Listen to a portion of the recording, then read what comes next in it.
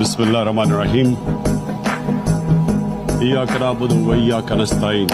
So hey আসসালামু আলাইকুম, কেমন আছেন? বাংলাদেশের দুই পার্শ্ববর্তী দেশ ভারত ও মিয়ানমার, এই দুই দেশই বাংলাদেশের জলসীমায় বহুবার ঢুকে পড়েছে অবৈধভাবে। এই তো 2008 সালে বাংলাদেশ ও মিয়ানমার নৌবাহিনী যুদ্ধের জন্য প্রস্তুতি নিচ্ছিল। চলুন যুদ্ধক্ষেত্রে কোন দেশের নৌবাহিনী সবচেয়ে ভয়ঙ্কর, মিয়ানমার বনাম বাংলাদেশ বনাম ভারত। তবে এটা আপনি নিশ্চিত হতে পারেন, বাংলাদেশ নৌবাহিনী আগের থেকে প্রায় 99 গুণ উন্নত করেছে। তার আগে একটি রিকোয়েস্ট রয়েছে, চ্যানেলটি সাবস্ক্রাইব করে পাশে বেল আইকনটি বাজিয়ে দিবেন অবশ্যই। এন্ড দেশকে ভালোবাসলে ভিডিওটি সম্পূর্ণ দেখুন। আর আপনি চাইলে ফেসবুক, টিকটক সবখানে ভিডিওটি শেয়ার করতে পারেন কোনো কপিরাইট ছাড়া। বর্তমান সময়ে মিয়ানমারের জান্তা বাহিনী কতটা কোণঠাসা হয়ে পড়েছে তা আমরা সকলেই দেখতে পাচ্ছি। আর এই অবস্থায় বাংলাদেশের সাথে যুদ্ধ করা আর বোকামি করা একই কথা। এমনিতে নিজ দেশের মাটিতে মাইর খেতে খেতে পালিয়ে যাচ্ছে মিয়ানমার সেনারা। তবে আজ তা না, শুধুমাত্র নৌ শক্তি নিয়ে আলোচনা করা হবে তিনটি দেশের মধ্যে। মিয়ানমারে মোট যুদ্ধজাহাজ রয়েছে 227টি, যার মধ্যে বেশিরভাগ নরমাল প্রযুক্তিতে তৈরি তাদের নিজ দেশে। তাদের হাতে মোট সাবমেরিন রয়েছে 3টি, তার মধ্যে একটি ভারতের কাছে পুরাতন অ্যান্ড সেকেন্ড হ্যান্ড সাবমেরিন কিনেছে জান্তা সরকার। মিয়ানমার নৌবহরে মোট ফ্রিগেট রয়েছে 6টি, করভেট রয়েছে 3টি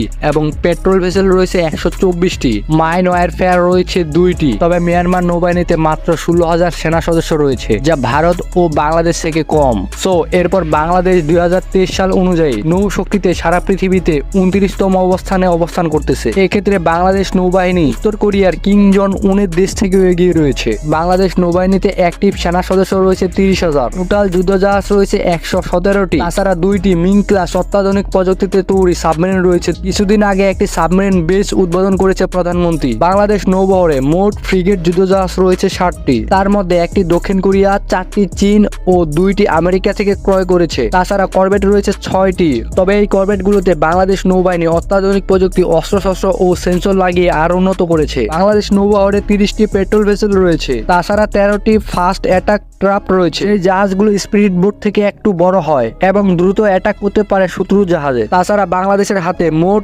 4টি এন্টি সাবমেরিন ওয়ারফেয়ার ভেসেল রয়েছে, এটি সমুদ্রে লুকিয়ে থাকা মাইন ও বোমা নিষ্ক্রিয় করতে সাহায্য করে। তবে বাংলাদেশের জন্য অন্যদিকে খুশির খবর হচ্ছে, এই ধরনের মাইন ওয়ারফেয়ার পেট্রোল ভেসেল দক্ষিণ এশিয়ার মধ্যে কোনো দেশের হাতে নেই। তবে বাংলাদেশের 2024 সালে সবচেয়ে শক্তিশালী যুদ্ধজাহাজ বিএনএস বঙ্গবন্ধু। এই যুদ্ধজাহাজে রয়েছে অত্যাধুনিক প্রযুক্তিতে রাডার সিস্টেম ব্যবহার, যেটির মাধ্যমে 300 কিলোর মধ্যে কোনো শত্রুপক্ষের যুদ্ধজাহাজ আসতে পারবে না। তাছাড়া দক্ষিণ এশিয়ার মধ্যে সবচেয়ে অন্যতম যুদ্ধজাহাজ এটি। সো এরপর ভারতের হাতে মোট নৌবাহিনীর সেনা সদস্য রয়েছে 1,42,252 জন। ভারতের হাতে মোট যুদ্ধজাহাজ রয়েছে 295টি। তাছাড়া ভারত সারা পৃথিবীতে নৌ শক্তির দিক থেকে 7 নম্বর অবস্থানে অবস্থান করতেছে। তবে যুক্তরাষ্ট্র, চীন, রাশিয়ার পরে সবচেয়ে বেশি এয়ারক্রাফট রয়েছে ভারত। ভারতের হাতে মোট 2টি এয়ারক্রাফট রয়েছে। সাবমেরিন রয়েছে 18টি, যা পাকিস্তান থেকে কম। তাছাড়া 11টি ডেস্ট্রয়ার ও 12টি ফ্রিগেট রয়েছে। এছাড়া 19টি করভেট রয়েছে। ভারতের নৌবহরে মোট পেট্রোল ভেসেল বা টহল জাহাজ রয়েছে 138টি।